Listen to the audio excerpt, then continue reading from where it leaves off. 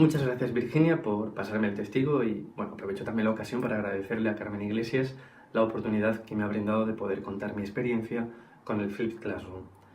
Mi nombre es Kike Castillo, soy docente de lengua castellana y literatura en un instituto de secundaria y bachillerato en Cantabria y os voy a contar cuáles son, a mi juicio, las principales ventajas que presenta esta metodología. En mi caso, una de las razones por las que utilizo esta metodología en el aula es porque no está reñida con la transmisión de contenidos, algo que evidentemente entiendo que tenemos que hacer. Pero lo que no entiendo que tengamos que hacer bajo ninguna circunstancia realmente es explicar o transmitir esos contenidos en el aula, como si esa fuese nuestra única actividad posible. Muchos de estos contenidos realmente se pueden preparar o pueden ser preparados por el alumnado en casa, aunque después se tengan que resolver algunas dudas o conceptos que no hayan quedado muy claros, de tal manera que en el aula se abra un espacio, un lugar de diálogo, de debate, para poder trabajar o poder desarrollar habilidades o destrezas de orden superior. Además, de esta manera, también estaríamos trabajando una parte del currículo que normalmente no queda bien trabajada o que no se desarrolla adecuadamente, como serían las competencias clave. Además, hoy día estamos viviendo un cambio brutal, sobre todo en la forma, en los hábitos que desarrolla nuestro alumnado a la hora de aprender, porque estamos entrando en una nueva era digital de la información. Supongo que habréis visto en televisión ese anuncio o esa campaña de una famosa empresa de telefonía en la que aparecen unos jóvenes, unos adolescentes señalando que son la única, o la generación que aprende por sí misma mientras están viendo un vídeo de YouTube. Pues eso. Otra de las razones por las que me decanté por emplear este método fue la de constatar que en el aula existen distintos ritmos de aprendizaje. La primera vez que desarrollé esta metodología fue hace 4 años, en un cuarto de la ESO, en el que empezaba a impartir por vez primera el bloque de sintaxis. Y me di cuenta de que dentro del grupo había un sector del alumnado que había comprendido rápidamente los conceptos, mientras que otro realmente seguía planteando sistemáticamente las mismas preguntas. Esta fue la única fórmula que conseguí lanzar que me permitió realmente no dejar atrás a ningún alumno. Y además me di cuenta de que los alumnos que tienen dificultades y que tienen interés ven los vídeos para ponerse al día y poder seguir las clases con normalidad.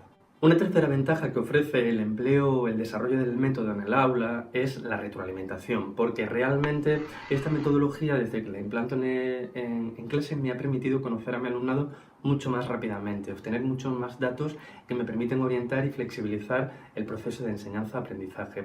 En todo momento se desarrollan, este método invita a desarrollar una serie de estrategias propias de la evaluación formativa para conocer el grado de asimilación de los conceptos o el grado de desarrollo de los objetivos competenciales que nos hemos marcado al inicio de la unidad didáctica.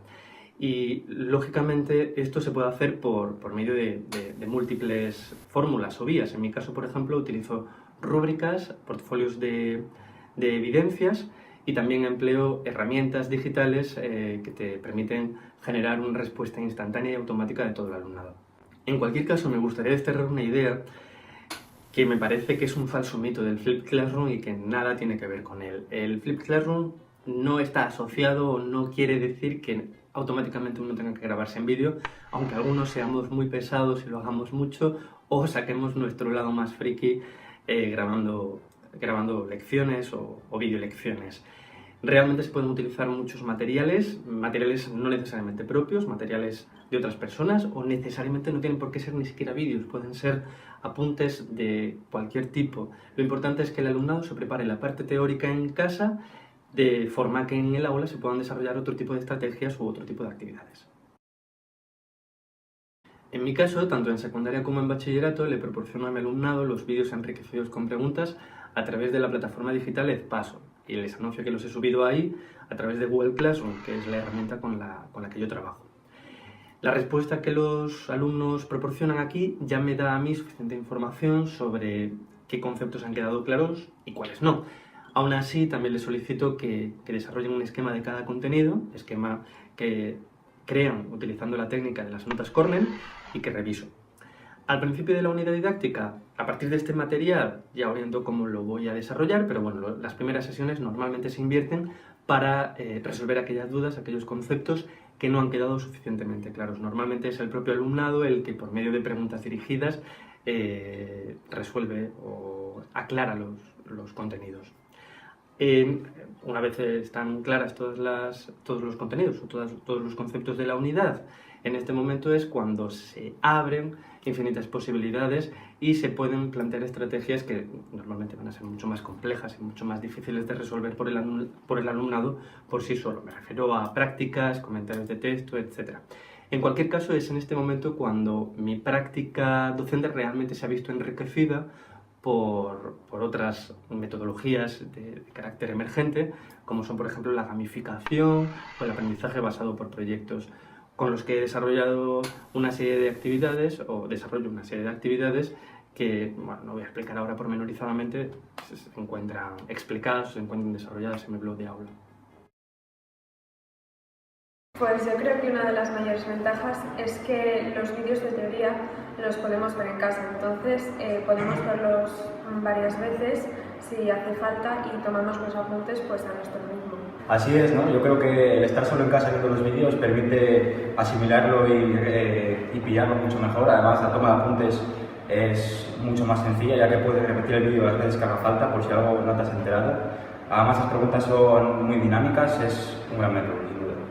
El hecho de poder ver esos vídeos cuantas veces quieras hace que lo puedas comprender de una forma mucho más fácil y que si luego aún así te quedan algunas dudas, al día siguiente puedes ir a clase y preguntar esas dudas.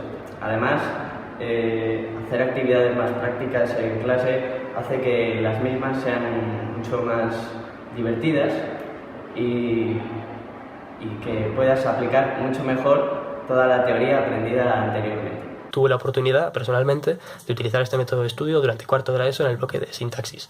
A mí esta idea me encantó desde el principio, ya que yo siempre he tenido problemas con la sintaxis y lo que permitía era poder revisar esos vídeos, verlos todas las veces que yo quisiera, cuando yo quisiera y de manera completamente gratis. Esto a su vez me facilitó y me incentivó a la hora de hacer ejercicios y de prepararme los exámenes, ya que me ponía a hacer los ejercicios que antes me costaban más y con la ayuda de los vídeos podía yo resolver mis propias dudas y estaba más motivado. Esto a su vez creó una dinámica de trabajo autónomo mayor en mí. Otra de las ventajas que tenía es que las clases se volvían mucho más prácticas. La teoría había estado explicada en clase y había estado explicada en los vídeos, por lo que se dejaba tiempo en las clases, la mayor parte del tiempo, para la práctica. Nosotros, con los vídeos vistos en casa, planteábamos dudas en clase que se resolvían. Planteábamos ejercicios en clase, se planteaban dudas y a su vez se resolvían. Por lo tanto, no perdíamos tiempo en repasar otra vez la teoría, aunque siempre se pudo repasar. Desde mi punto de vista, siempre ha sido un método que me ha ayudado mucho, me ayudó en primero de bachillerato, me ayudó en segundo, y es un método innovador, ya que nadie, que yo sepa, lo hizo en mi instituto antes, y bueno, me sirvió mucho. Y después de contaros mi experiencia, le paso ahora el turno a mi paisana Araceli, que os va a hablar de su experiencia en FP.